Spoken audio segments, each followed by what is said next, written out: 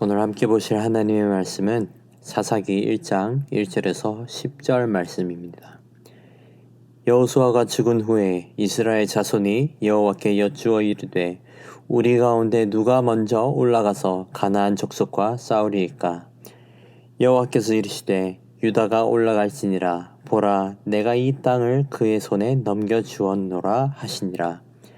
유다가 그의 형제 시므온에게 이르되 내가 제비 뽑아 얻은 땅에 나와 함께 올라가서 가나안 족속과 싸우자. 그리하면 나도 네가 제비 뽑아 얻은 땅에 함께 가리라 하니 이에 시므온이 그와 함께 가니라.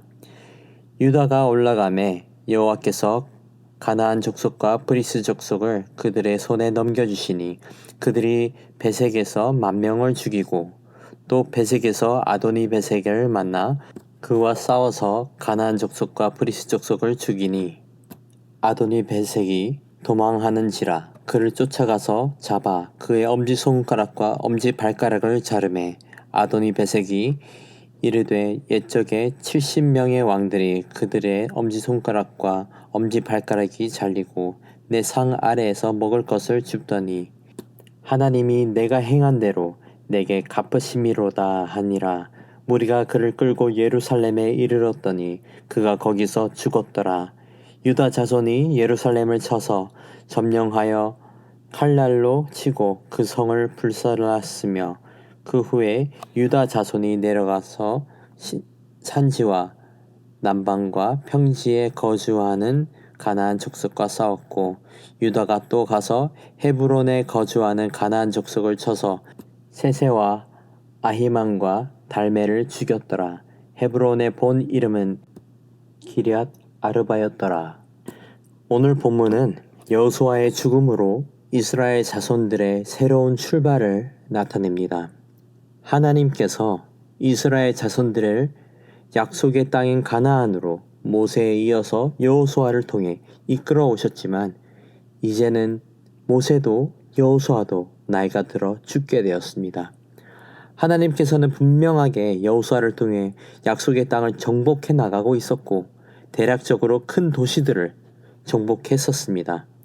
여호수아의 리더십 가운데 이스라엘 자손들은 이미 수십 년 동안 하나님의 인도하심과 역사하심과 하나님의 능력을 경험했습니다.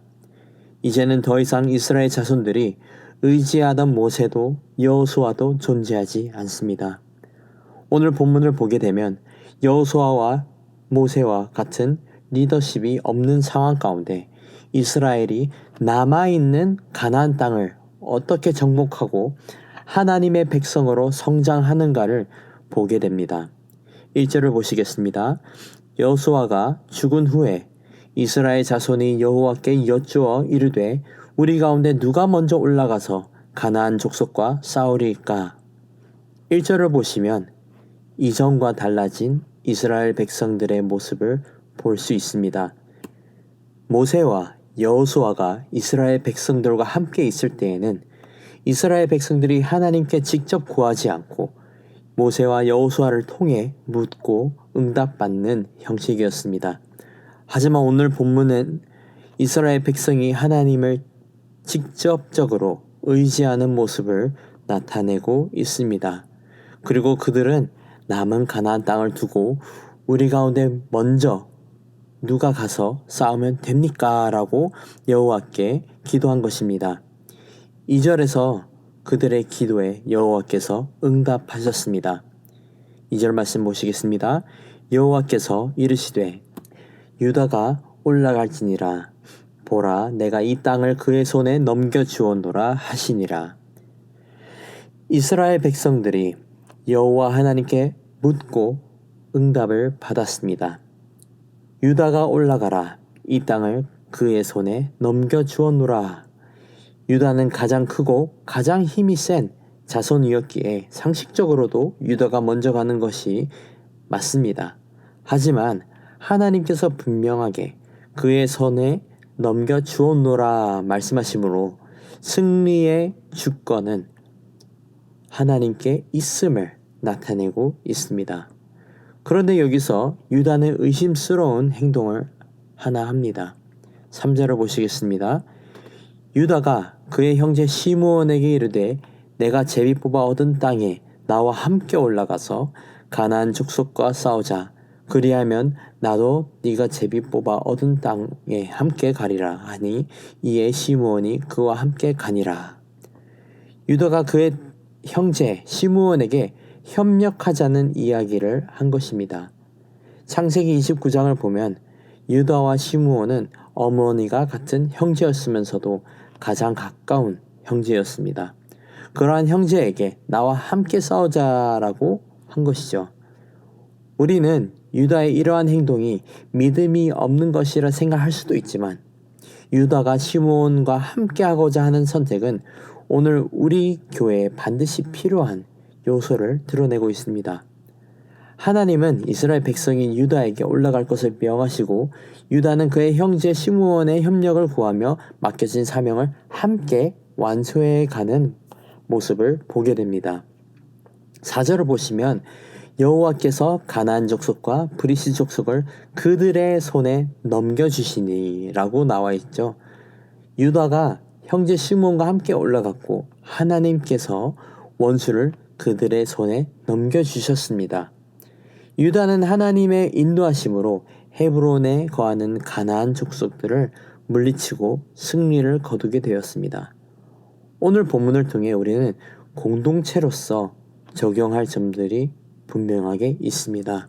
첫 번째로는 우리는 공동체로서 이스라엘 자손들이 가장 먼저 한 것처럼 여호와 하나님의 뜻을 구해야 하는 것입니다. 모세도 여호수아도 결국 죽게 되었고 이제는 이스라엘 자손들이 의지할 분은 오직 여호와 하나님이셨습니다. 생각해보면 모세의 때에도 여호와의 때에도 그들이 의지할 분은 오직 여호와 하나님이셨습니다. 달라진 것이 있다면 이제는 직접적으로 하나님의 뜻을 구하고 직접적으로 순종해야 하는 상황이 된 것이죠.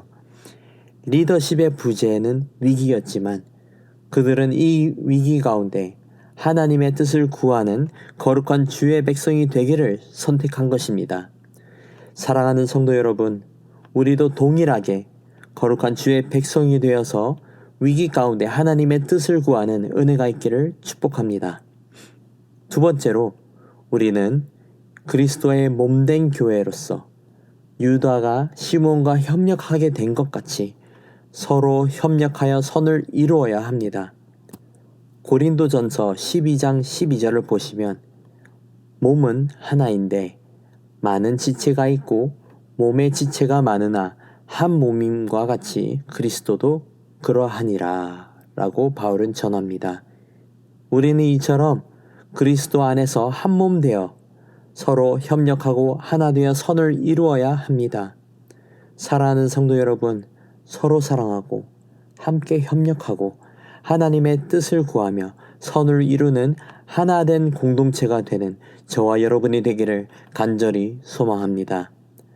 서로 사랑하고 협력하고 섬기고 존귀하게 여기는 마음으로 함께 하나님의 거룩한 백성 되어 이 땅 가운데 빛과 소금이 되어 소망이 되는 교회가 되기를 간절히 소망하고 축복합니다.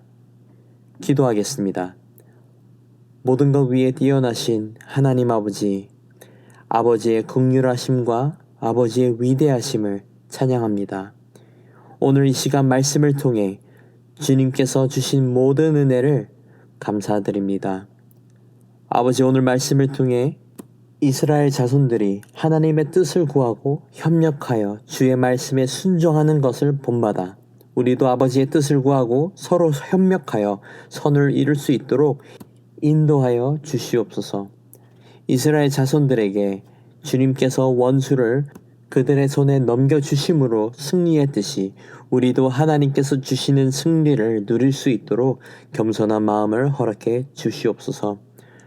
우리의 믿음을 굳건하게 해주시고 주님이 기뻐하시는 교회, 주님의 뜻을 구하는 교회, 서로 협력하여 하나 되는 교회가 되게 하시고 이웃들에게 그리스도의 향기를 전하는 은혜를 더하여 주시옵소서. 감사합니다. 사랑합니다. 이 모든 말씀 살아계신 예수님의 이름으로 기도드립니다. 아멘. 이 시간 말씀을 붙들고 기도하시면서 공동 기도 제목으로 훈련과 교육을 위해 기도하시겠습니다.